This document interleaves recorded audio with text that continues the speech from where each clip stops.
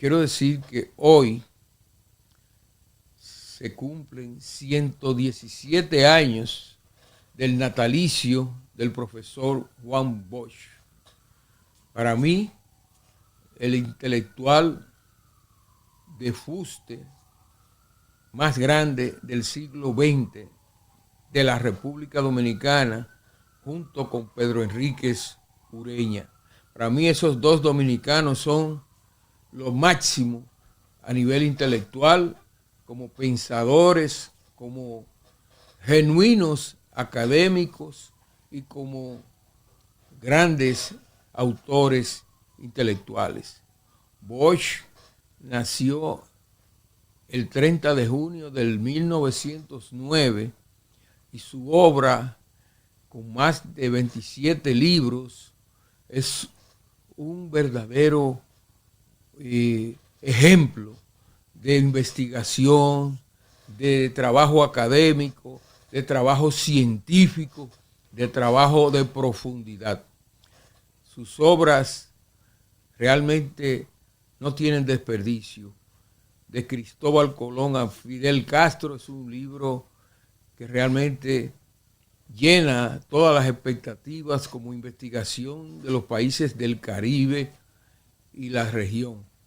Pero tampoco se queda atrás con la historia. Juan Bosch es el autor de Composición Social Dominicana, un libro de texto en las universidades del país, con el cual yo estudié en la Universidad Autónoma de Santo Domingo. Pero además de esto, Bosch es un cuentista eminente, es un novelista fabuloso, y hay que anotar que también fue profesor, porque le impartió un curso sobre literatura y cuentos del Premio Nobel de Literatura, don Gabriel García Márquez. Juan Bosch fue un amigo personal muy querido por Gabriel García Márquez, a tal punto que viajó a la República Dominicana a celebrar uno de sus cumpleaños en su casa de la Avenida México. Fue un acontecimiento realmente extraordinario esa celebración del cumpleaños de Bosch en Santo Domingo con García Márquez. Tenemos que decir que en lo político, Bosch también fue presidente de la República en el año 1963. El primer presidente de la República Democrática tras la caída del dictador Rafael Leónidas Trujillo.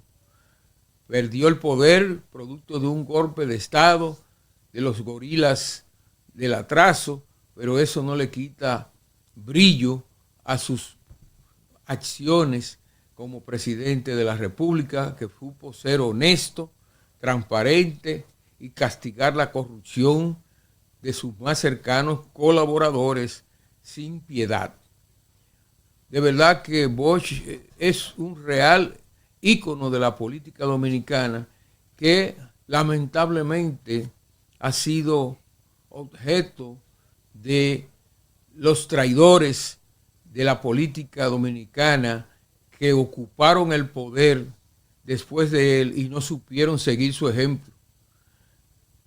No tengo que citar a nadie, pero ustedes saben de quién estoy hablando. Ustedes saben que Bosch fue traicionado en el poder y que Bosch, como ejemplo a seguir, no perecerá nunca, porque es realmente un ejemplo de trabajo, honestidad y esfuerzo y sacrificio por la democracia, que además fundó dos partidos mayoritarios, masivos, el Partido Revolucionario Dominicano, PRD, y el Partido de la Liberación Dominicana, PLD. De verdad que murió sin haber regresado al poder como hubiese sido su sueño, pero tampoco hubiera ejercido el poder dejando las manchas que han dejado sus herederos que traicionaron sus principios. Así que felicidades a toda la familia Bosch, muy especialmente a sus hijos y a su esposa, doña Carmen Quidiello de Bosch que ahí vive todavía. De manera que celebren con orgullo el legado de Juan Bosch sin los traidores del PLD. Los dejo ahora con un video sobre la vida de Bosch que me parece muy interesante. Adelante, director. En la madrugada del 25 de septiembre de 1963, la joven democracia dominicana fue golpeada con fuerza. Apenas 7 meses después de haber sido elegido con un respaldo abrumador, el presidente Juan Bosch fue derrocado en un golpe de Estado que cambiaría para siempre el rumbo del país. Pero este no fue un golpe cualquiera. Fue el resultado de una conspiración tejida entre militares, empresarios, religiosos e intereses extranjeros en plena Guerra Fría, bajo el temor de que República Dominicana se convirtiera en otra Cuba. Hoy, a 62 años de aquel hecho, recordamos no solo el momento en que Bosch fue sacado del poder, sino también lo que él mismo denunció después, las verdaderas razones ocultas detrás de su caída. Bosch dijo cosas como que, detrás de su caída no había únicamente intereses locales, sino también secretos internacionales, maniobras encubiertas y un escándalo que podía comprometer al mismísimo presidente John F. Kennedy. El gobierno de Juan Bosch nació con grandes esperanzas, pero también con poderosos enemigos desde el primer día. Bosch impulsaba una nueva constitución que limitaba los privilegios de las élites, defendía la libertad sindical y proponía una reforma agraria que tocaba directamente los intereses de los grandes terratenientes. Estos cambios incomodaron profundamente a la oligarquía, al sector empresarial y a la Iglesia Católica, que veían en Bosch a un líder demasiado liberal para una sociedad acostumbrada al autoritarismo de Trujillo. Al mismo tiempo, la Guerra Fría había encendido las alarmas en el Caribe. Tras el triunfo de la Revolución Cubana en 1959, cualquier reforma progresista era vista con sospecha y etiquetada de comunista. Los sectores de poder no tardaron en reaccionar. En septiembre de 1963, apenas unos días antes del golpe, se organizó una huelga general promovida por un comité cívico anticomunista, con el respaldo de comerciantes e industriales. La paralización de las actividades en Santo Domingo y Santiago fue un mensaje claro. El respaldo de los grupos económicos a Bosch se estaba resquebrajando.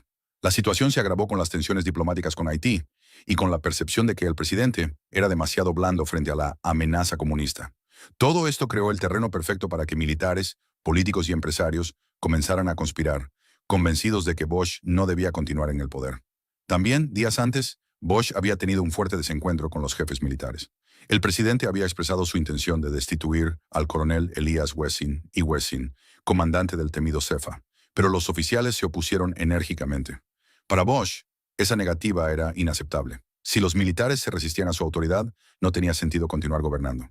Por eso anunció que, de ser necesario, renunciaría ante el Congreso. Pero los militares no podían permitir ese escenario. Una renuncia pública habría convertido a Bosch en un mártir de la democracia. La madrugada del 25 de septiembre de 1963, los altos mandos militares se movieron con rapidez. En lugar de esperar a que Bosch presentara su renuncia, como él mismo había sugerido, decidieron actuar de manera tajante. Rodearon la ciudad y notificaron al presidente que estaba detenido. Los protagonistas del golpe fueron figuras de peso dentro de las Fuerzas Armadas: el general Elvis Viñas Román, Renato Hungría Morel, Atila Luna Pérez y Julio Reat Santamaría. Ellos encabezaron la conspiración que, en cuestión de horas, puso fin al gobierno constitucional elegido por una mayoría aplastante de dominicanos. Lo que pudo ser una transición pacífica se convirtió en un derrocamiento abrupto. Bosch fue apresado y trasladado a la fragata Mella, junto con militares como Antonio Imbert Barrera y el coronel Francisco Alberto Camaño. Desde allí, lo enviaron al exilio en la isla de Guadalupe y más tarde a Puerto Rico. En ese instante, la ilusión democrática del pueblo dominicano se desmoronó, y lo que quedaba era la incertidumbre de quién llenaría el vacío de poder. Tras el golpe, lo primero que sorprendió al mundo fue el silencio del pueblo. Juan Bosch había sido elegido con una mayoría arrolladora, pero no hubo multitudes en las calles para defenderlo. El miedo aún pesaba demasiado. El recuerdo de la dictadura de Trujillo estaba fresco, y la represión contra dirigentes del PRD debilitaba cualquier intento de resistencia inmediata. En su lugar, los golpistas instauraron un triunvirato encabezado por Emilio de los Santos, Ramón Tapia Espinal y Manuel Enrique Tavares Espaillat. Con decretos rápidos, desactivaron las huelgas convocadas en repudio al golpe y decretaron días no laborables para mantener a la población inmóvil. A simple vista, parecía un derrocamiento exitoso y sin grandes repercusiones. Pero lo que los militares no calcularon fue el efecto político de su propia torpeza. Bosch había propuesto renunciar ante el Congreso, en un acto público y legítimo. Si lo hubiesen permitido, su salida habría sido un paso institucional y aunque lo habrían recordado como un mártir de la democracia. Sin embargo, al detenerlo y expulsarlo del país a la fuerza, lo convirtieron en más que un mártir de la democracia. Lo convirtieron en un símbolo. Ese error fue el que encendió, poco a poco, la chispa del movimiento constitucionalista. Una causa que, 2 años más tarde, estallaría con fuerza en la Revolución de Abril de 1965, cuando miles de dominicanos, encabezados por militares jóvenes y líderes como Francisco Alberto Camaño, salieron a luchar para restaurar la Constitución de Bosch. En su afán por sacarlo del poder, los golpistas sembraron sin querer la semilla de la mayor rebelión popular del siglo XX en República Dominicana. Lo que parecía un triunfo inmediato se transformó en la antesala de una guerra civil que los mismos militares terminarían perdiendo. Para Juan Bosch, su caída no fue simplemente el resultado de la presión de los empresarios, la iglesia o los militares dominicanos. Años después, él mismo reveló que detrás de su derrocamiento también se ocultaban maniobras internacionales, en especial la complicidad de los Estados Unidos. Según Bosch, los servicios de inteligencia norteamericanos interceptaban las comunicaciones oficiales de su gobierno. Una de esas correspondencias, enviada por el canciller Héctor García Godoy al embajador dominicano ante la OEA, habría destapado un secreto incómodo, que en suelo dominicano se estaban organizando campamentos militares dirigidos por el exgeneral haitiano León Cantave, con apoyo de oficiales dominicanos y el respaldo de Washington, para atacar al régimen de François Duvalier en Haití. Bosch aseguró que él desconocía por completo esas operaciones y que al salir a la luz se habría producido un escándalo internacional que podía comprometer al propio presidente John F. Kennedy. Para evitarlo, el costo fue su gobierno. En palabras del propio Bosch, para salvar el prestigio de Kennedy y de los altos funcionarios de su gobierno que pusieron en práctica el plan de las guerrillas haitianas, se tumbó al gobierno de la República Dominicana, elegido apenas 10 meses antes con una mayoría aplastante de votos. Con esta versión, Bosch no solo señalaba a las élites dominicanas, sino también al clima de la Guerra Fría y a los intereses norteamericanos, como responsables directos de su caída. Y tenía claro que ese golpe no solo truncó un proyecto democrático, sino que abrió las puertas a un río de sangre que marcaría el destino del país en los años siguientes. El golpe de Estado del 25 de septiembre de 1963 no fue solo la caída de un presidente. Fue la interrupción de la primera experiencia democrática que intentaba abrirse paso después de la tiranía de Trujillo. Con Bosch se truncó un proyecto que apostaba por la justicia social, la libertad política y el respeto a la Constitución. Su derrocamiento dejó al descubierto la fragilidad de la democracia dominicana frente a los intereses de las élites locales y las presiones internacionales de la Guerra Fría. Lo que para unos fue una defensa contra el comunismo, para otros fue la traición al voto popular y la destrucción de una esperanza colectiva. De aquel golpe nació una cadena de acontecimientos que marcarían al país. La resistencia armada de Manolo Tavares, la Revolución de Abril de 1965 y la posterior intervención militar de los Estados Unidos. Una década llena de sangre, incertidumbre y luchas por la legitimidad. Hoy, 62 años después, la figura de Bosch sigue siendo símbolo de un sueño inacabado. Su caída nos recuerda que la democracia no se construye en un día y que en República Dominicana los intereses del poder han sido, muchas veces, más fuertes que la voluntad del pueblo. El 25 de septiembre de 1963 no solo derrocó a un presidente, derrocó también la ilusión de que, después de Trujillo, el país podría caminar en paz hacia un futuro verdaderamente democrático.